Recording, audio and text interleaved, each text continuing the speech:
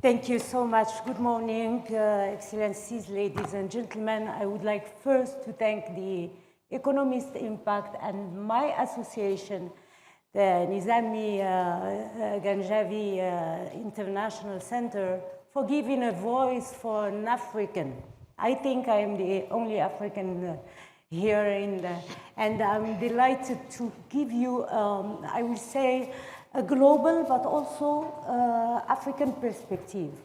When I was negotiating for the Paris Agreement since 2012, we used to hear about climate disasters in Africa, only Africans, and generally countries from the global south were coming to the UNFCCC and claiming their right to survive because of the climate disasters, etc.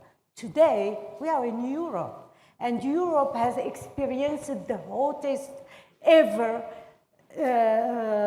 summer in its history. We are in Greece, where you witness floods, fires every year. So this climate change is now threatening all humanity, all of us.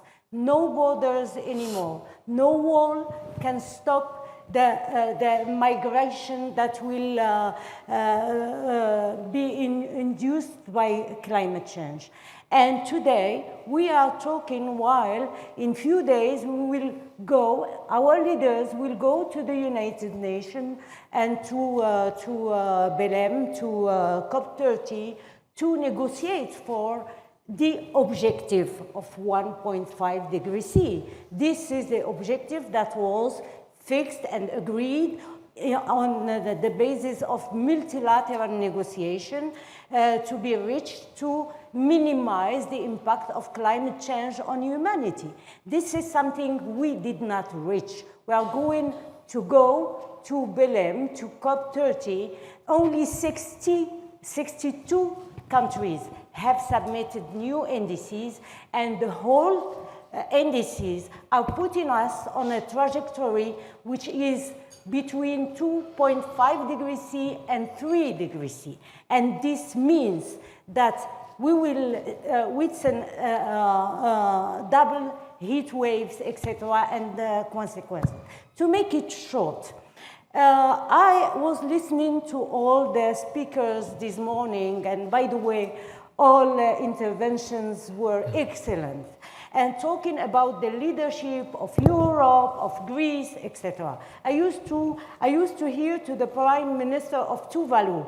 Tuvalu, the Prime Minister was always saying, if you save Tuvalu, you will save the world. And this is my message for you. I have thought a lot of who will lead the green transition, the global transformation called for by the Paris Agreement. China, definitely not. United States have withdrawn from the Paris Agreement. Who will lead? The only continent, the only bloc that can lead the global transformation globally is Europe. And maybe you can ask me why afterwards, but let me continue. Europe. But the problem with Europe, because the world needs a champion to lead this green transition. Even though Greece, you are the best ever on the world dealing with green transition. In Morocco, we have the biggest solar power plant in the world. But it does not save us from the shortage of water this year. We could not have enough drinking water for all our population. So we are really interconnected. So Europe can lead this global transformation because of geography. It's very close to Africa, where the wealth, Africa, where are living poor people, is a wealthy country where minerals for the global transformation and the green transition are. You will tell me, yes, they are existing in Canada and in China. It's too far, too expensive. So minerals, This is the biggest reservoir of sun and wind, which is necessary for the for the Green Deal, to develop the Green Deal.